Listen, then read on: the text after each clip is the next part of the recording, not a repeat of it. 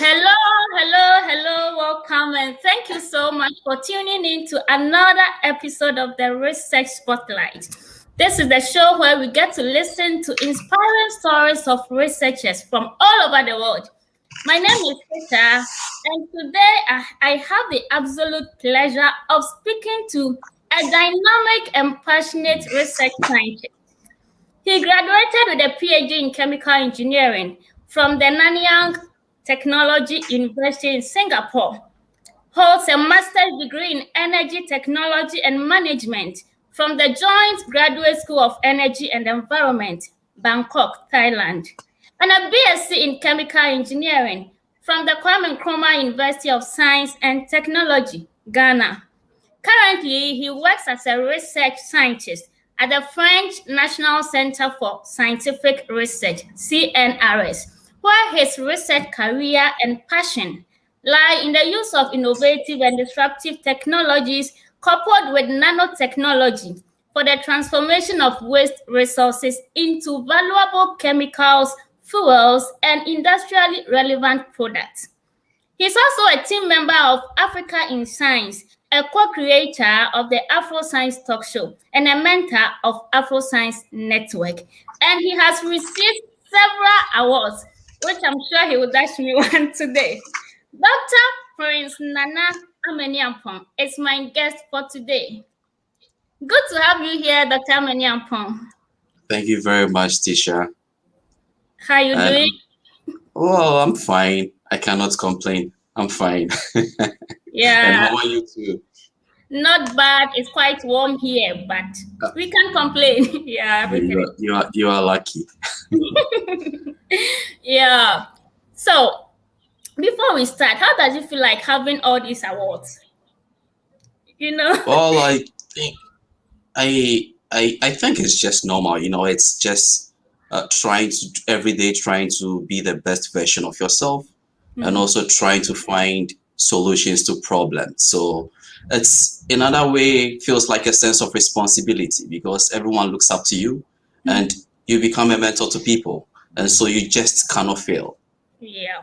So in a nutshell, that's how I will explain it. You just cannot fail.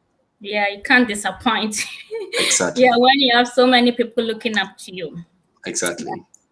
So have you always wanted to be a researcher, or was there a special reason why you chose to be a researcher?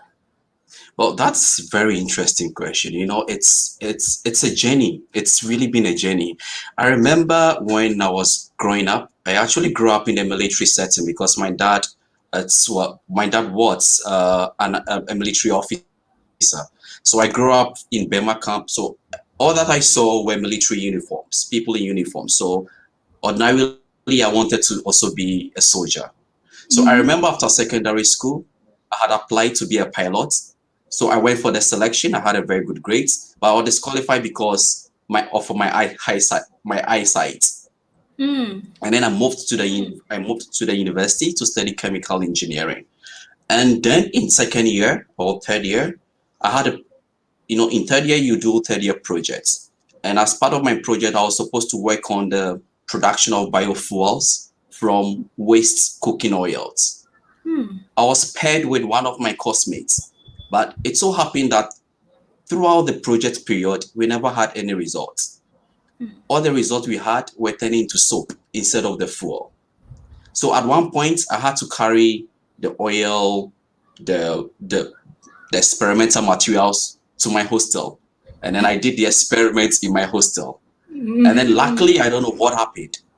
I was able to produce some volume of the biofuel. So I remember carrying it to the office of my then supervisor without thinking about the precautions or the repercussions of chemicals and stuff, because I was curious. Everyone is getting results. I didn't know why I was not getting results. That is past. When I finished my undergraduate, I then again wanted to go into the military. So I applied again to join, this time the Army, not the Air Force. And then I was disqualified again during the interview for reasons best known to them. Yeah. But at that same time, I had applied for a master's degree. So During my national service, I think 2 months into national service, I got a scholarship and I left. So my master's degree was also focused on biofuels production because I had a quest to continue. There was this curiosity of why does this happen? Why is it that that thing is not happening? So I had a quest to then go into research. So from the onset, I had really planned what I wanted to do and it always had a fallback situation. So if you ask me why I chose to be a researcher, I think it had a journey and I've really come far from that. Yeah. And are you happy? Well, I wouldn't say happy. I would say fulfilled, Fulfilled. Okay. because I would say fulfilled because you wake up every time trying to look for problems and find solutions for them. So when people ask me, what do you do? I say, I am paid to think. I don't tell them that I am a researcher. I tell them I am paid to think. And they were like, paid to think? I'll say, yeah, I'm paid to look at problems and find solutions to the problems. And those solutions should be able to benefit the society. So that is the summary of the responsibility of any researcher. You are being paid to think on behalf of the society, to create solutions for the everyday problems that your society faces. So I would say I am fulfilled. Wow. Interesting. Yeah. So you wanted to be a soldier, but I think you actually want to be a researcher because you always wanted to. I mean, you have always been curious. So though you want There to is be a soldier, but with your personality and the way you are, you were supposed to be a researcher, apparently. there is a saying that you are the average of the 5 people you spend your time with. Mm. So if you spend a lot of your time with lazy people, 4 lazy people, you become the fifth lazy person. So I spent my time looking at soldiers, talking with soldiers. Most of my colleagues were soldiers. Most of my friends were soldiers. So I also wanted to be a soldier. I didn't really look deep down in me to see what would bring me fulfillment. I was looking at what would give me my daily bread. Right. So at that time, it's very difficult to differentiate between what do you want to do to give your daily bread and what do you want to do to bring you fulfillment. And that is very difficult to decipher. And if we're able to decipher between these two, trust me, you become very happy. Wow. Beautiful. So you grew up in the barracks and all that. So can you tell us a bit more about how growing up was like for you, where you studied Well, or SHS and all that? Yeah. well, I would say I was lucky because I grew up in a military barracks, meaning it was from a disciplinary home. My dad was quite strict, and then the environment that we grew up was such that, you know, every every parent or every adult you see around is your parent, not necessarily your biological father or your mother, because your friends that will come for a PTA meeting or a school open day to look at the results of the award, and then they will tend to look at your results also and punish you or chastise you for not doing well, as if he is the one paying your school fees. At that point, you wouldn't understand it, but it was a form of a community. They were watching the back of every kid to make sure that we are all molded very well. So I think it brought some sort of discipline in us. And also, growing up, I had in school, for example, in junior high school, I had classmates who were very smart. And so they always put challenges on us. And because I went to a military school, the military also always puts competition. The first 3 best students will be going for air flying experience. So everyone wanted to do well, to go sit in the plane and then fly around. So these are the things that motivated me. And I would say, if I'm not mistaken, most of my mates who are well placed right now to do very well in school. Wow. Wow. So let's go back to research. What problems are your research work solving? Well, that is a difficult and also an easy thing to answer. When you look around you, for example, you go to the shop and then you buy a bottle of water. After drinking the water, you just dump the bottle into a dustbin. You don't think about what happened to the empty bottle, right? Yeah. What do you think about this? When you are thirsty, you go again to get another bottle of water. When you go to the market and you buy your vegetables and you cook, or for example, you store your vegetables in the refrigerator, there is a probability that some may go bad. When they go bad, you just throw them away.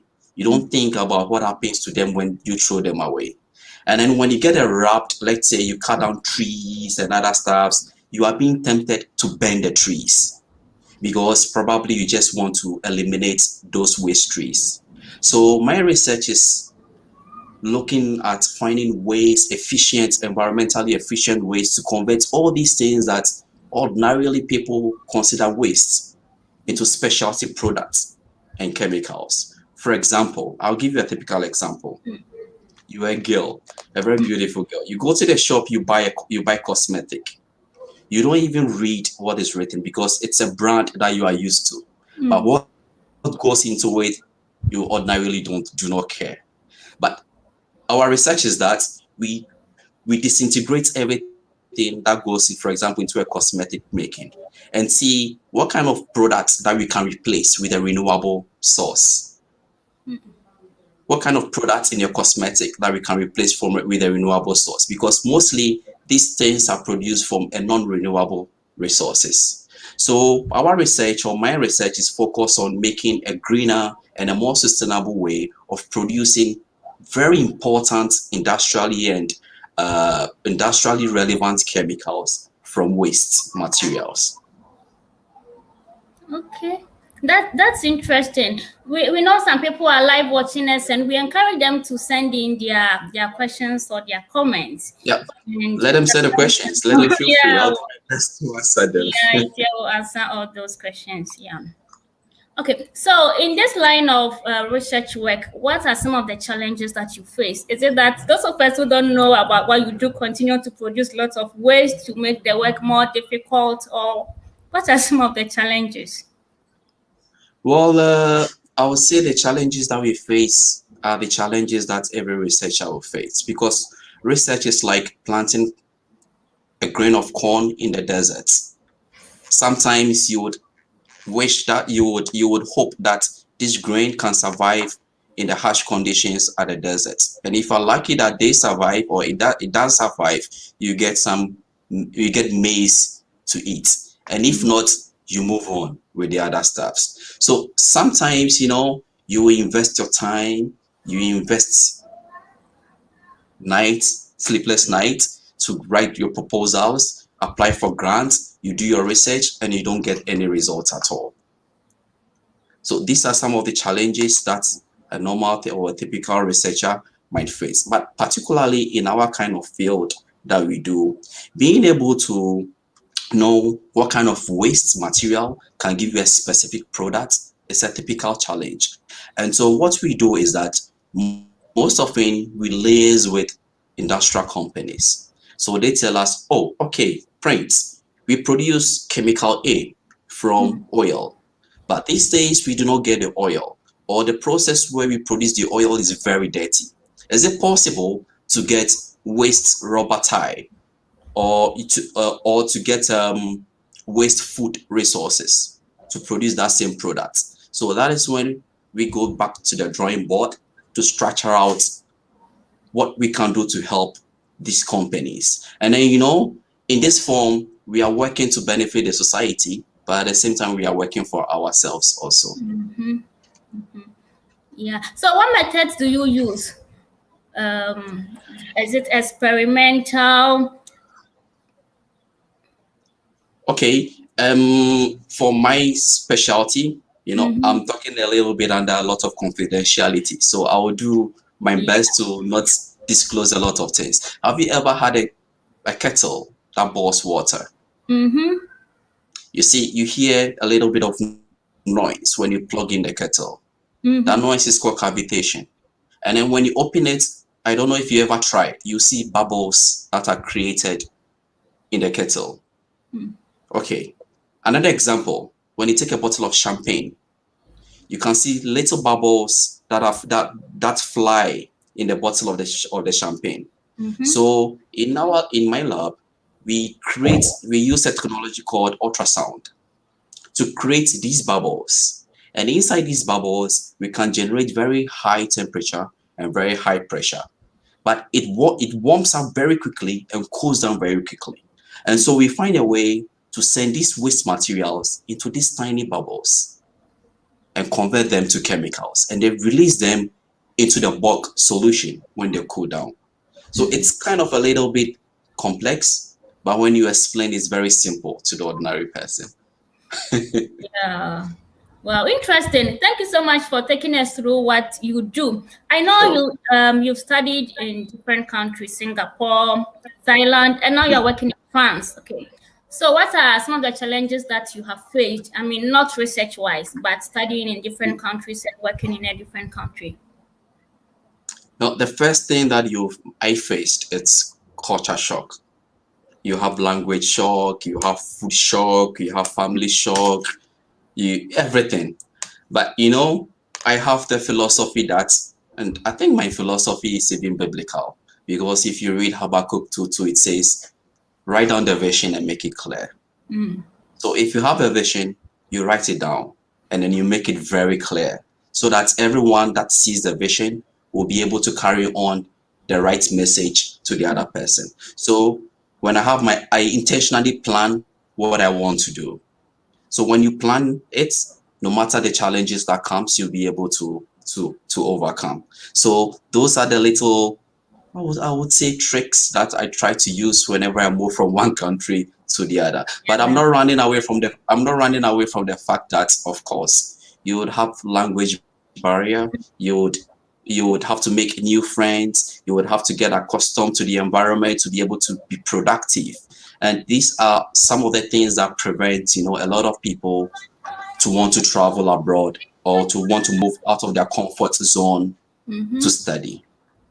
Yeah. Wow.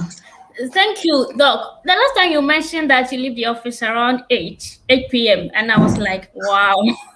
So I want to ask you, what's a typical day like for you? I know, I mean, you may not have a standard timetable or something, but usually, how is a day like? Yeah. I have a research group, and I have 2 postdocs. I'm recruiting another one. I have 1 PhD and 1 master student. So a typical day for me, it's coming to the lab. Of course, really, I have a schedule. Probably sometimes they are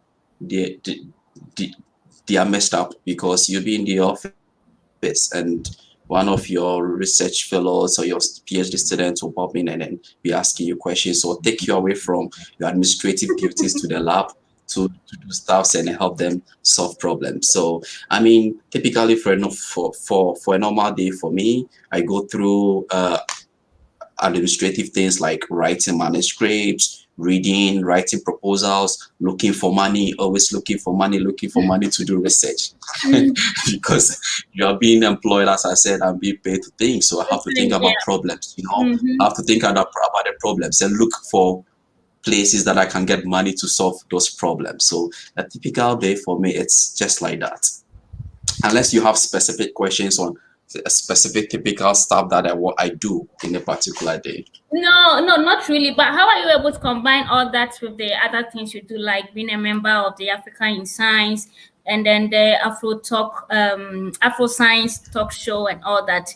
How are you able to manage your time, and don't you get stressed doing a whole lot of things? I had it's a working day for me, and I'm still working as I am talking to you. So I try my best. As I said, the kind of work we do is for the benefit of the society.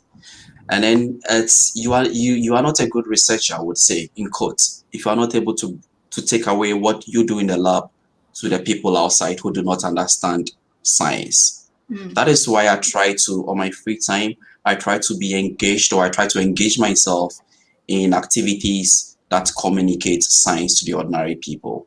And probably also try my best to put spotlights on African scientists, both in the diaspora and in Africa. So it's been really a challenge, trying to juggle work and other voluntary activities altogether. But Yeah. I think for me, I'm still young, so I still have a lot of energy, they say. So, so I guess I try to do all this before I start growing a lot of gray hair on Gray my hair. head. I have some. Mm. Wow, that's amazing. Doc, I know you have more than 20 papers. You've published a lot, right? So Mm, can you take us through what it takes to publish an article, or what goes on in publishing, and some of the papers you've published? I mean, what it was about, anything about articles. yes, yes. You know, publishing an article is just like cooking, Mm, or probably waking up in the morning and preparing for your typical day. When you wake up in the morning, I mean, I know it's a standard. You don't wear your work clothes before you go into the shower. You go into the shower first before you put on your work clothes. mm-hmm, So publishing an article, it's also the same. You would have to do the experiment, whether it's experimental or theoretical, get your results, and then put the results in a way that the ordinary person who is not in your field will be able to understand. And not just communicate that I did experiment A and the result said I had C and D, but you are able to tell in the paper that my result C and D is able to solve so and so problems. So that the ordinary person who reads your paper would say, uh-huh, I never knew this. So this is what this research actually means, and this is the problem that it's solving. So of course, there's a structure. You would mm-hmm, have to put your introduction, and the introduction is just a way to appease or attract the readers, give them a background. It's just like you've seen a beautiful girl that you want to propose to. You would have to put in some vibes to capture the attention of the beautiful girl. So in a research paper, in the introduction, you also have to put in some vibes to capture the attention of the reader. And then you mm-hmm, go to your experiment, how you design this, how you design that, how you're able to come to your result. Same way. You would have to tell the girl how you take her out, how you take good care of her, and she would then think what to expect at the final result. And then your result is what you show, actually what you did. And the result, if the girl accepts, she would see for herself that if you're a good person or not. So that is the result. That is the result that you get from your experiment. And the conclusion should be able to tell your reviewers that, okay, I never knew this kind of thing existed, and this is the solution that these researchers are proposing. So, mm-hmm. I never knew this guy was a really good guy and I was stressing him, or, this guy is a I really should bad have guy. said I yes shouldn't on have the taken first the day. chance. Exactly. So that's I always like to relate research to practical life so that Mhm. ordinary people can really understand what is happening in the lab. Yeah, awesome. So let's go through some of the comments that we have here. We have Collins Esuman saying, "You guys are doing great job." Thank Thank you, you. Collins. And Essie is asking, Dr. Prince, how were you able to transform the waste cocoa pod husk into valuable bio oils? Who is this girl? That's my trade secret. Huh? So about some time ago, I was on holiday, and I realized that of course we have a lot of cocoa, and when they take the beans and export, they just leave the cocoa Not something like to that on rot. LinkedIn. They just leave the cocoa to rot, and these are breeding grounds for black pod diseases, and they can contribute to the yield loss of cacao. So I thought of finding, normally as a scientist, you have to think and find solutions. So I thought of a solution, discussed with some people who are in Ghana, because I'm going to get my raw materials from Ghana.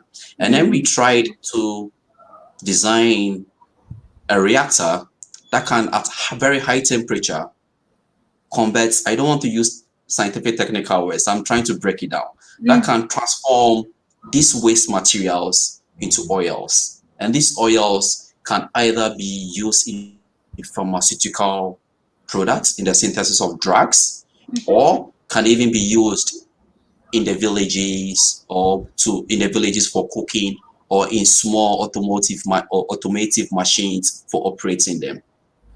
So we worked on preliminary experiments on it, and we realized it was successful. So we published it.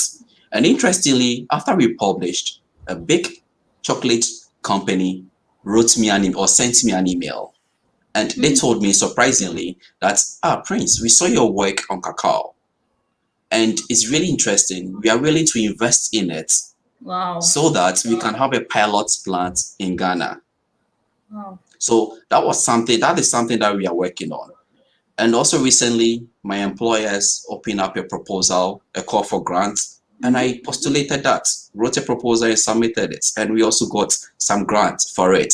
So we'll be doing a lot of work in Ghana, trying to convert this kind of waste materials to specialty products. You know, I consider waste as dirty gold. All we need is to pick it up, wash it a little bit, and then we take the gold and we sell the gold. That is how I see. And then in Africa, especially in Ghana, we have a sink of these waste materials that are undervalued and understudied.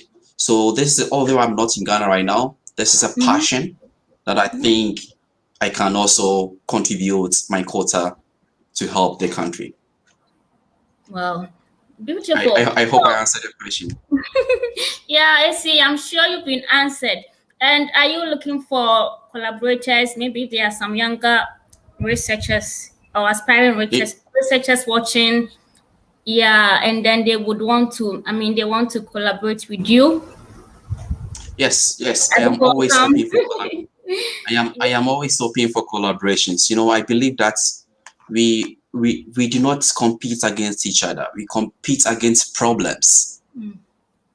You know, so if we work together, we collaborate, we result or we bring about a lot of breakthroughs. So anytime I try to view a problem, I also try to see a potential collaborator. So most of my projects, I'm not working alone, and I will never work alone on the project because I don't think I can successfully execute a project on my own, not because I don't think I'm smart, but because I feel that bringing a different person who thinks differently from me can also bring a different perspective on the project. And, you know, the way I view things will not be the same way that you view things. So if you collaborate, you'll be able to put bits and pieces together to create a solution. I'll give an example. Some months ago,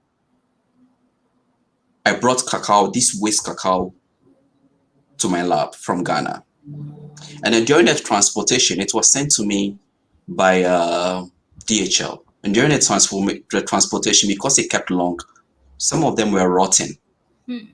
So when we were separating them, we separated the rotten ones from the good ones. We took the beans. One of my colleagues took the beans home to make chocolate. We were interested in the waste pot. One of my colleagues was looking at the rotten stuff, and he was just, you know, playing with it around. And then I told him, no, it was smelling. I told him to just keep it in the dustbin, but he was still playing with it. And he told me, Prince, I see that there is some chemicals coming from this rotten stuff, and it's very viscous. Can we extract the chemical? So I'll show you something. I think I have it. So we took the rotten stuff, we extracted that sticky chemical, and here it is. This is a very precious product from that rotten cacao pod husk that we never knew. But I was willing to throw it away. But because my colleague had a different view, you know, we still kept it and extracted this valuable product. And as I'm talking to you, there is a cosmetic company in UK who is willing to buy this. Wow. So collaborating with people always bring about solutions, you know. Left to me alone, I would have thrown the rotten stuff away. Yeah. I would have concentrated on what I was thinking. But bringing a second opinion into the project, he saw a different perspective from what I was seeing. And then we have something new that we are working on.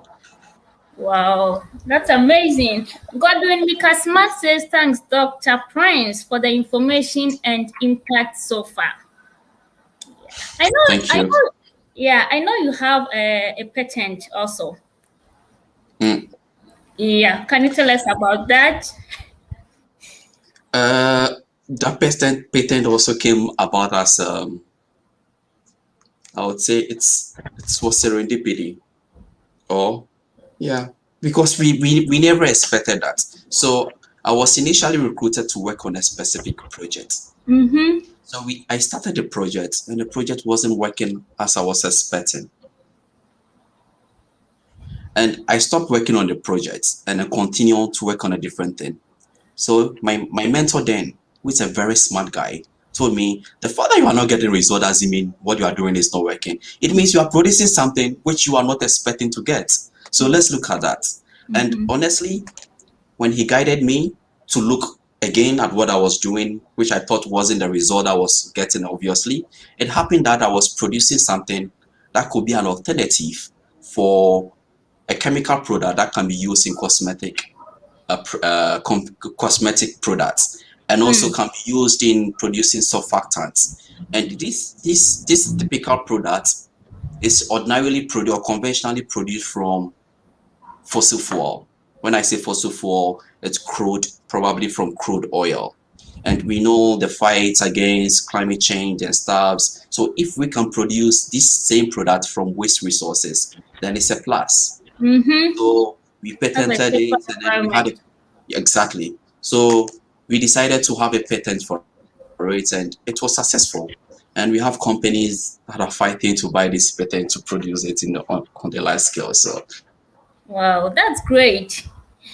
Melissa is asking, so what is it, the rotting chemical? And can it be useful? yeah, that's the little I can say. It's an open patent. Yeah. Okay. Yeah. So I know I know you have written some chapters of the book. I think about 4 chapters or so, right? Oh, I think we are No, having sometimes I lost count. yeah. Yeah. So can you tell us I about think the chapters of the book you've written? I mean about the book, where we can find it to read. that's very tricky question, because I think I write and I forget about the titles. So I think I will have to I think there is one on uh biorefineries. There's one on biorefineries, how to produce biofuel from lignocellulosic materials. When I say lignocellulosic materials, they are just like wood, biomass, Oh, okay. from biomass. Yeah, from biomass. How to produce biofuels from biomass. How to produce aviation fuels that can be used in aeroplanes from biomass. And another one, it's on how to produce specialty chemicals also from biomass. When I say biomass, it includes food waste, it includes waste wood, anything that is non-edible. Yeah. Wow. Thank you. Thank you so much, Doc. So is there someone that you look up to? Well, yes. Uh, I don't know if I should mention his name, but he's still my mentor. I still work with him. When I joined his research group as a research fellow, I mean, I was just planning to stay for 1 year, because my contract initially was for 1 year and then move on. So I was started looking for other opportunities. Mm. And after just before my contract was about to end, he was like, "Do you want to stay again? Do you want to stay again? I think you are a very good researcher. So do you mind applying to the CNRS, which is the French National Center for Scientific Research?" And it's very competitive to get in, because every year they recruit 5 scientists worldwide. So it's very competitive to get in. So he was like, I think you are good. Do you want to try? So I said, why not? I tried and I got in. Wow. And when I got in, the CNRS uh, assigned him to be my mentor. Or he was already my mentor, so he's Yeah. he's someone that I look up to a lot, because he's really a seasoned scientist also. Mm. Wow, beautiful. I was going to ask you if you are also mentoring others, but I already know you are doing through the Afro Science Network. So can you tell us more about the Afro Science Network and how students can join this network?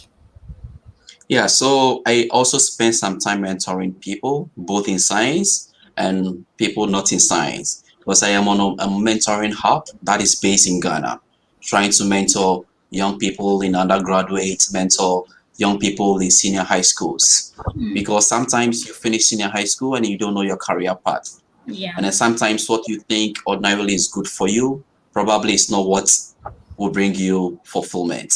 So I try to teach people or help people see the different version of themselves.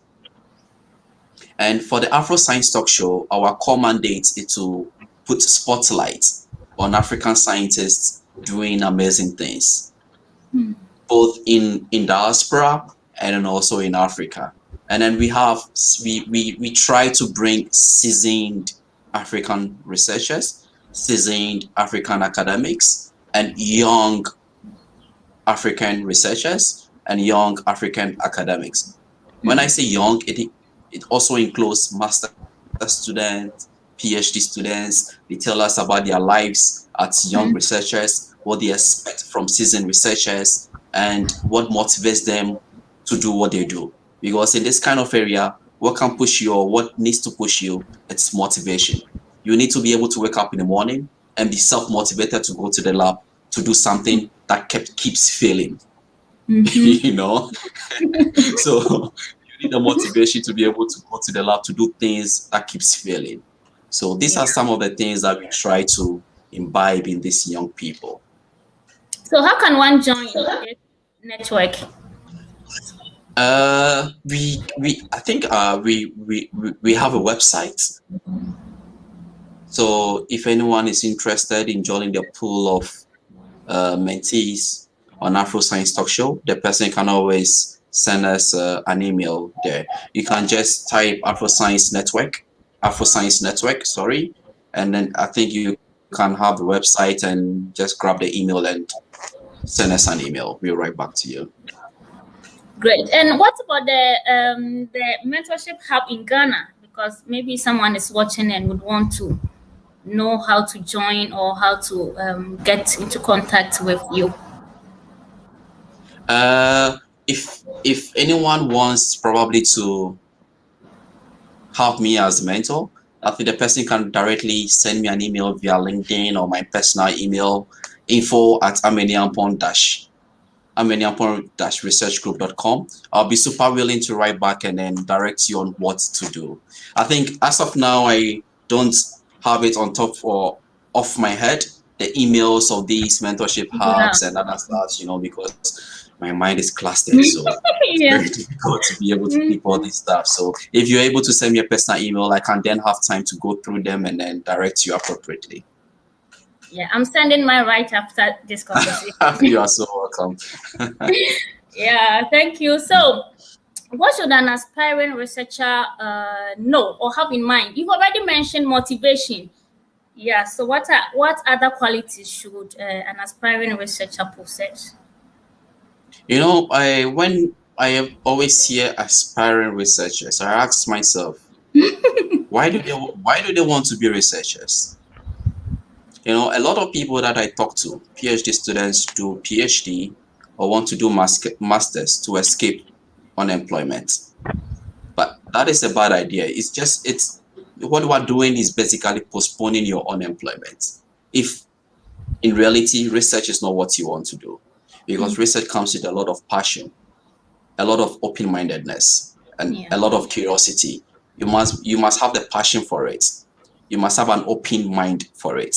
And you must be curious enough to ask questions. When I'm recruiting for postdocs or for PhD students or for master students, when I take their CV, the first thing I see is the first thing I read is the summary of their profile about themselves. I don't care if you have a first class. When I'm recruiting for a master's degree or a PhD, I don't care if you have a first class, because having a first class does not demonstrate that you can be a good researcher. Yeah. The second thing that I see, it's your extracurricular activities.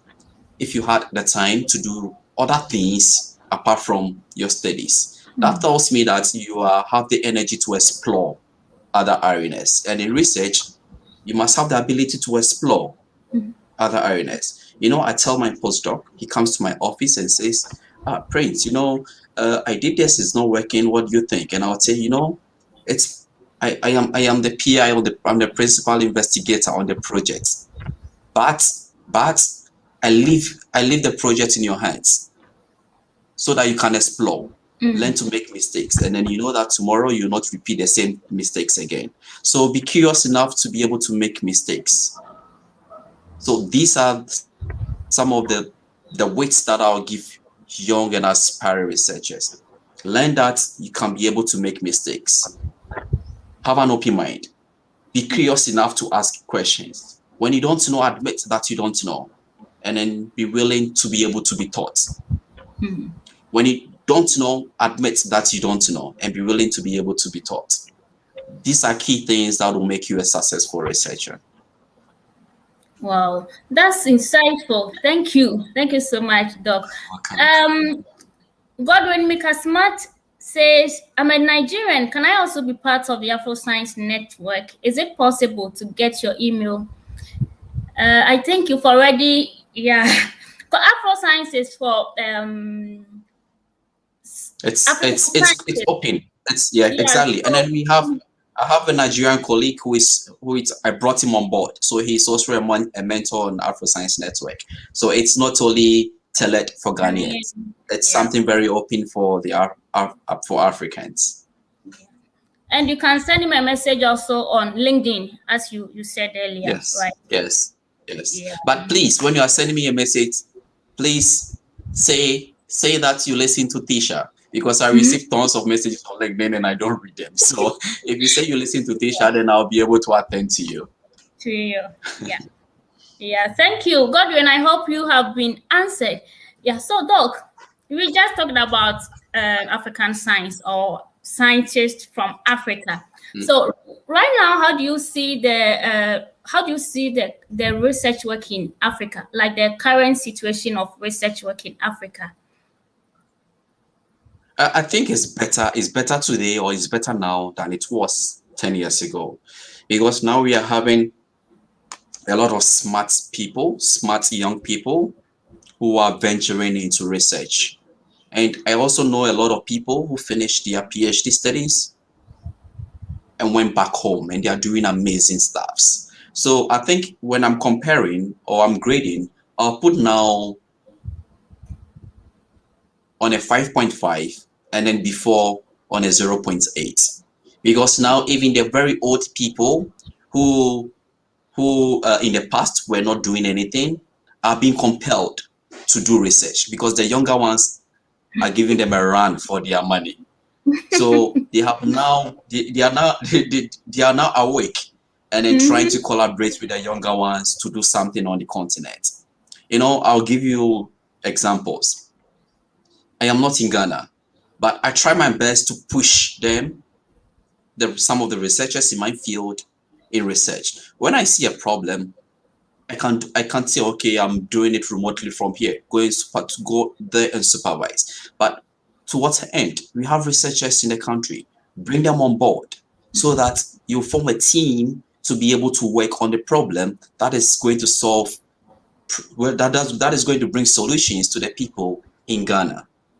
So if I see a problem and I think I have a solution to it, I'll not sit in front and work with my French colleagues on finding a solution, because at the end of the day, it should be able to benefit the people where we identify the problem. So I think now a lot of people are getting awake now and working quite hard. Yeah, so research now, I see it's quite better than it was before on the continent. Okay, so we can be hopeful that the future is brighter, right? Yes, I think the future is bright, if only it has good sense of sustainability, because now most fundings are not generated internally. Most fundings are coming from external donors. Yeah. And so To what end? How long are they going to continue to fund research for Africans? So if we are able to generate internal funding in terms of research, we have the people there.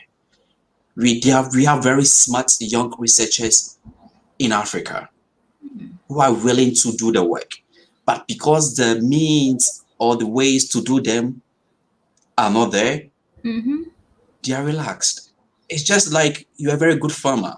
You want to plant maize, you want to plant rice.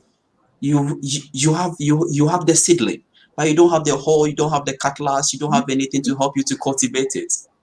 So you sit down and then you allow birds to eat your seedlings. Yeah. That's how it is. Yeah. Hopefully we will get there. Yeah.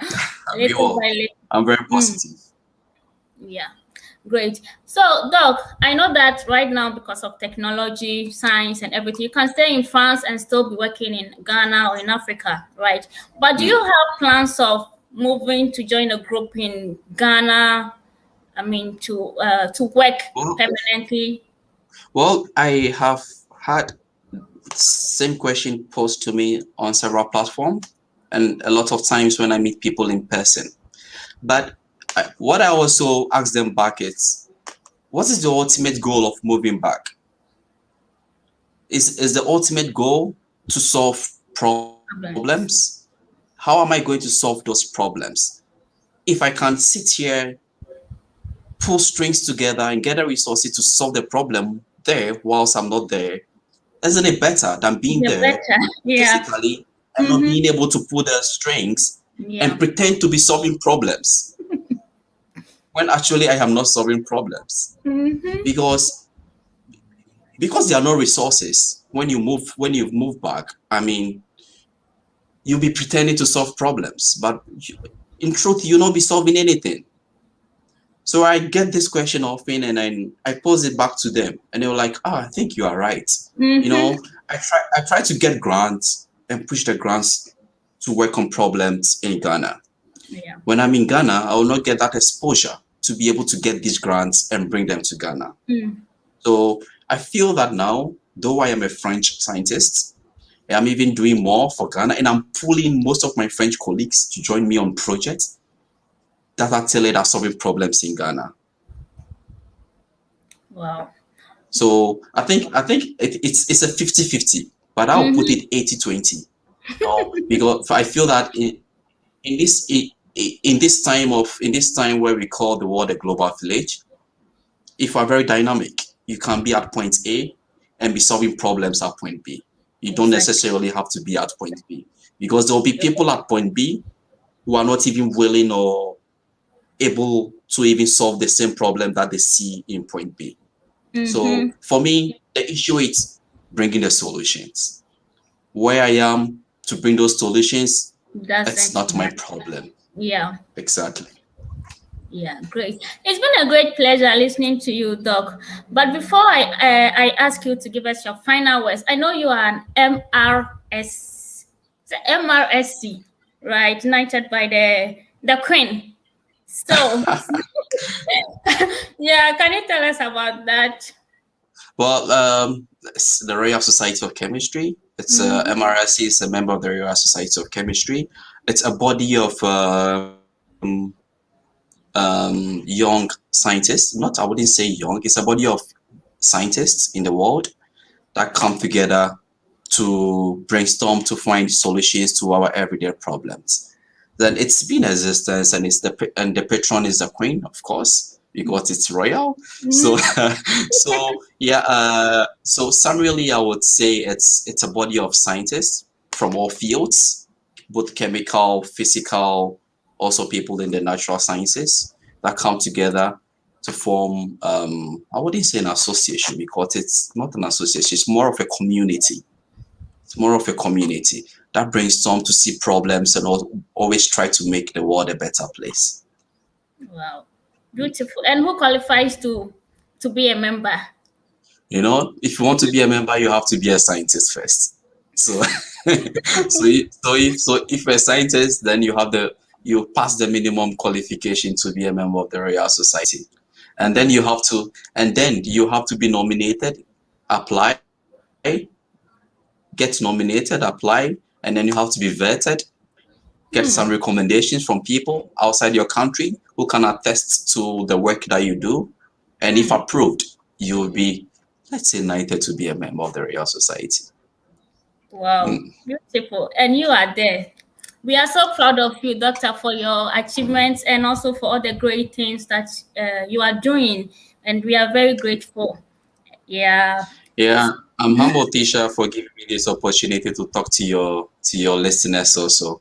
And I know it's been a challenge trying to have me on your platform because of my timing. So Yeah.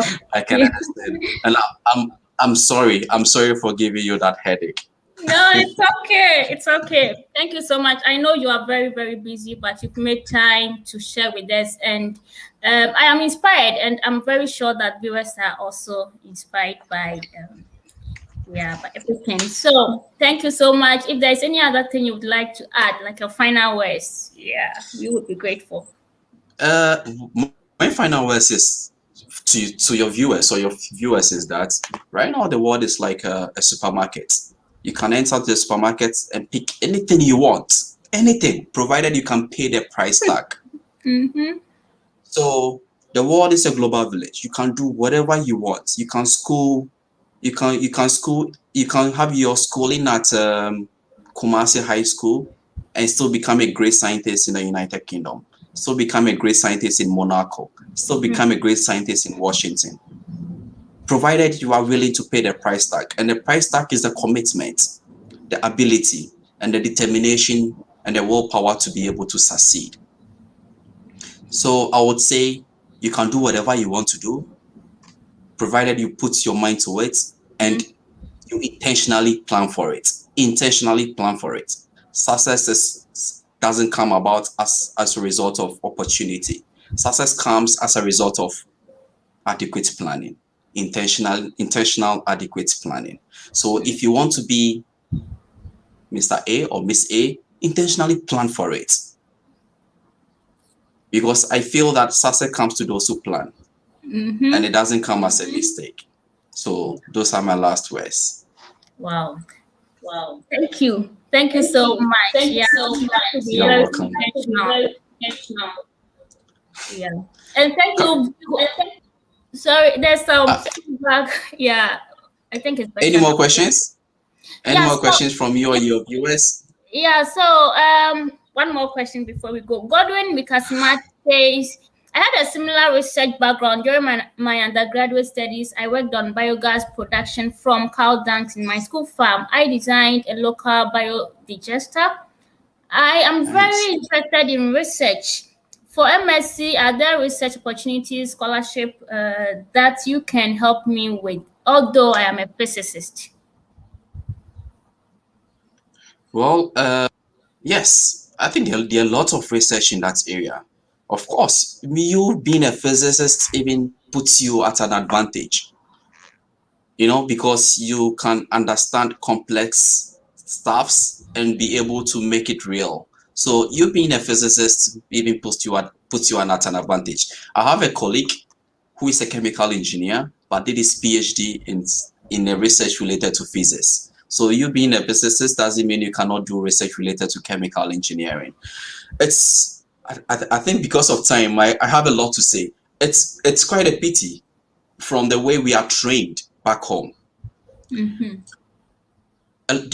are a lot of prime placed on people who do pure courses. For example, pure biology, pure physics, pure chemistry. To be honest, if I had the insights that I have now, probably I would have chosen to do chemistry if I had the insights that I had now.